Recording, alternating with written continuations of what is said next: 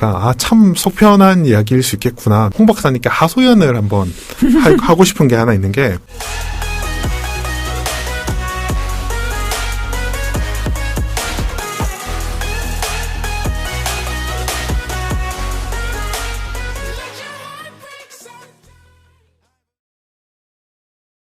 안녕하세요. 이코노미스트 홍춘욱입니다. 네, 안녕하세요. 피터입니다. 피투왕 선생님을 모시고 책에 대해서 토론하는 이야기. 켄 피셔가 쓴 신작입니다. 2010년 정도에 나왔던 책인데 이 책이 올해 우리나라에 번역이 됐습니다. 시장의 순환, 흐름에 대한 정보를 알고 싶은 사람들에게는 사실 켄 피셔만한 저자가 잘 없지 않나 이런 생각이 들고요. 시장이 사람들을 농락하는 패턴? 이 거대한 능멸자이자 모욕자인 미스터 마켓이 어떨 때 사람을 어떤 식으로 괴롭히고 또 수익을 주는가에 대해서 각종 불황이라든가 또는 실업률이라든가 이런 아주 중요한 지표들과 시장의 관계에 대해서 설명하기 때문에 재미있는 내용을 많이 담고 있습니다. 물론 약점도 있어요. 그래서 그 약점에 대해서는 또 오늘 우리 피투왕 선생님이 신랄하게 이야기해 주실 거기 때문에 홍 박사님 이제 좋은 말씀 다 하시고 이제 제가 단점을 이제 지적하는데 저는 켄 피셔의 책을 그 전에 읽었던 책은 세계의 질문으로 시장을 이긴단가? 정말 좋은 책이죠. 네, 퍼 이야기랑 그 밸류에이션 이야기가 세계의 질문 시장 이기다 해서 첫 번째였고요. 두 번째가 시장이 폭락할 때 약세장 조성장에 어떻게 할 거냐인데 정말 그 책의 맞죠. 한 덩어리의 내용이 이제 새로 업데이트돼서 이 켄 피셔의 책으로 나왔다고. 네. 많이 공감합니다.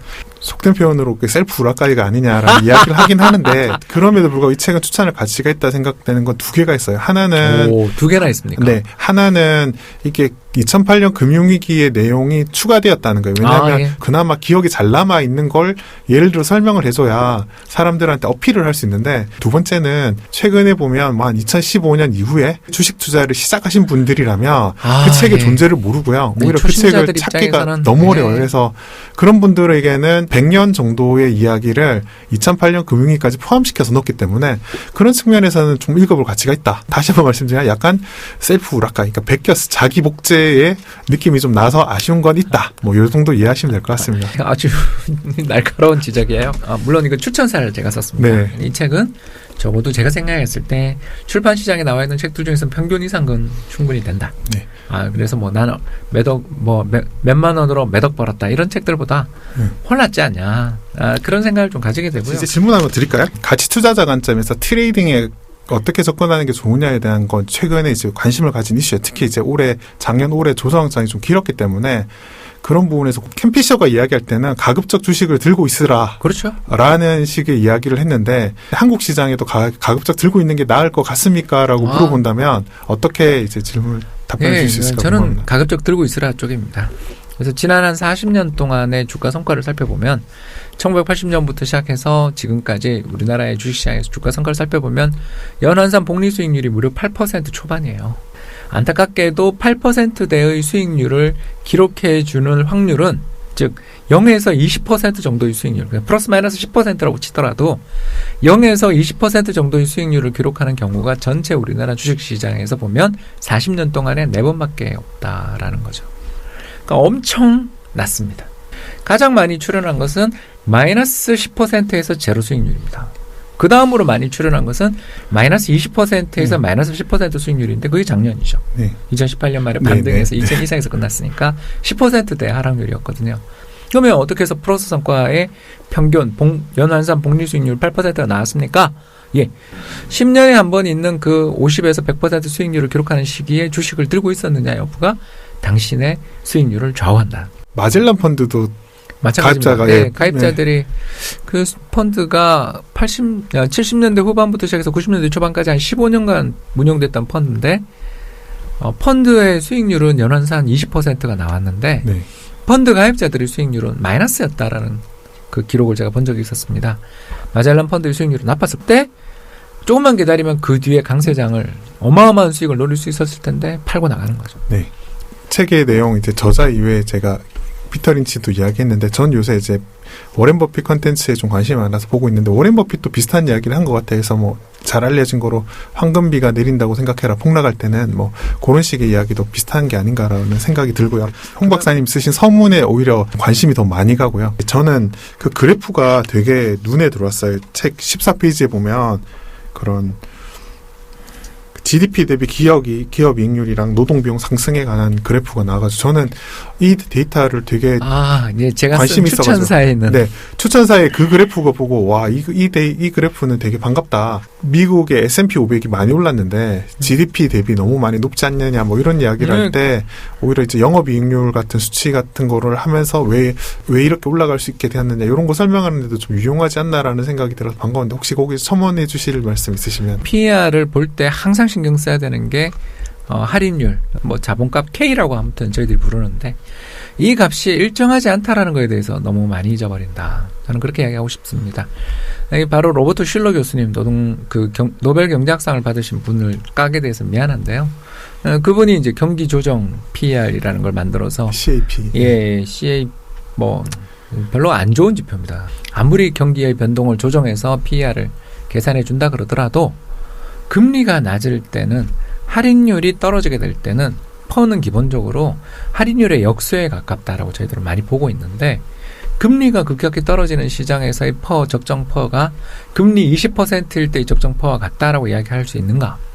그러니까 이 문제에 대해서 좀 고민이 많이 필요한 것처럼 지금 방금 이야기하신 것처럼 GDP 대비 기업의 시가총액이 높냐 낮냐를 가지고 하는 게 이제 워렌 버핏 밸류에이션인데 저는 그 역시 말이 안 된다고 생각하는 게 뭐냐면 전체 GDP에서 차지하는 기업의 이익 비중이 얼마냐에 따라 그건 얼마든지 달라질 수 있다라는 거죠.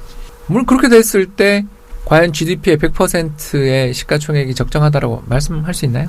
어떤 기업의 어떤 마진 밸류에이션을 하기 위해서는 따져볼 게 되게 많아서 단순하게 100% 넘으면 버블이에요. 밑에는 싸요.